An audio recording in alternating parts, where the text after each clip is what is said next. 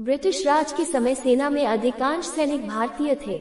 चाहे वह प्लासी की लड़ाई हो, मराठा अंग्रेजों, सिख अंग्रेजों या 1857 की क्रांति हो, अंग्रेजी सेना में ब्रिटिश से कहीं अधिक भारतीय सैनिक थे। इसके बहुत से कारण हैं। भारतीयों में नमक के प्रति वफादारी की संस्कृति है, यानी भारतीयों का एक वर्ग अपने मालिकों, शासकों के लिए लड़ाई और काम करता था और उनके प्रति वफादार रहता था। जब ब्रिटिश भारत पर शासन कर रहे थे, राजा या शासकों के प्रति अपनी वफादारी के कारण भारतीय ब्रिटिश सेना में शामिल हो गए। यहाँ तक कि स्थानीय भारतीयों, हिंदुओं और मुसलमानों ने भी अकबर के बाद मुगल सेना में भी बड़े पैमाने पर शामिल हुए। जब सुभाष चंद्र बोस ने आजाद हिंद फौज में भारतीय सैनिकों की भर्ती करना शुरू किया तो पूरब के मोर्चे के अधिकांश भारतीय सिपाही अंग्रेजों के वफादार बने रहे। इसका सबसे बड़ा कारण ये था कि वो अपने वफादारी की कसम को नहीं तोड़ना चाहते थे। इसलिए कांग्रेस सरकार ने आजाद हिंद फौज और 1946 के नौसैनिक विद्रोह में शामिल होने वाले सैनिकों को न तो सेना में वापस शामिल किया और न ही उन्हें पेंशन दिया, क्योंकि उन्होंने अंग्रेजी सरकार के प्रति अपनी वफादारी नहीं निभाया था और आजादी के लिए लड़ते। सैन्य परंपरा कुछ जातियों, धर्मों, समूहों जैसे राजपूतों, सिखों, गोरखाओं, गढ़वालियों इत्यादि की एक लंबी गौरवशाली सैन्य परंपरा है। कई परिवार अभी भी परिवार के कम से कम एक सदस्य को सेना में भेजते हैं। पहले ये लोग अपने राजाओं के लिए लड़ते थे और जब अंग्रेजों ने भारत पर विजय प्राप्त की तो ये लोग ब्रिटिश सेना में शामिल हो गए। लेकिन इन योद्धा जातियों ने पहले अंग्रेजों का विरोध किया और जब वे और उनके राजा, बादशाह अंग्रेजों से हार गए तो एक वर्ग ब्रिटिश सेना में शामिल हो गया।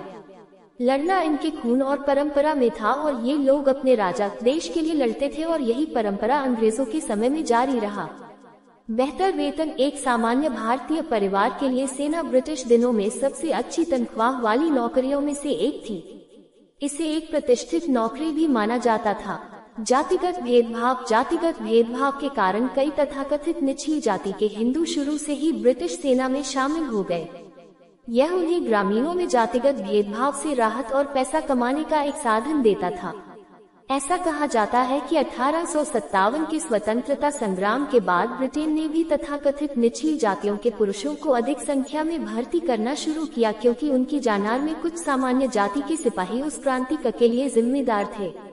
आज भी भारतीयों का एक वर्ग भीमा कोरेगांव की लड़ाई का जश्न मनाता है, जिसमें ब्रिटिश ईस्ट इंडिया कंपनी ने मराठा पेशवा को हराया था। अंग्रेजों ने भारत के राजा महाराजाओं को भ्रष्ट करके भारत को गुलाम बनाया।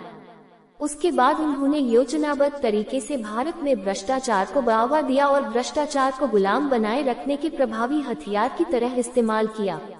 देश में भ्रष्टाचार भले ही वर्तमान में सबसे बड़ा मुद्दा बना हुआ है। अंग्रेजों ने हमारे देश को 200 सालों तक गुलाम बनाया था और पूरी तरह से हमारे देश को लूट लिया था। दोस्तों, अंग्रेजों ने हमारे देश के लोगों के ऊपर इतनी ज्यादा अत्याचार किए थे जिसे आज भी भुलाया नहीं जा सकता। लेकिन क्या आप लोगों को मालूम है कि अंग्रेजों ने आखिर कैसे और किसको मारकर हमारे देश में अपना साम्राज्य स्थापित किया था? आज हम आप लोगों को इसी के बारे में पूरी जानकारी बताने वाले हैं। या फिर अंग्रेजों ने हमारे देश को गुलाम कैसे बनाया था, वो कौन गद्दार था जिसके कारण हमारा देश गुलाम बना था? भाई ये दोस्तों जानते हैं इसी के साथ कि आखिर अंग्रेजों ने हमारे देश को गुलाम क्यों बनाया था। जब भारत में ब्रिटिश शासन का आगमन नहीं हुआ था तब भारत में रियासतें चलती थी जो अलग अलग खंडों पर अलग अलग राजा राज्य करते थे, जो दिल्ली से लेकर कन्याकुमारी तक फैली हुई थी। भारत में कई राजाओं ने राज किया था।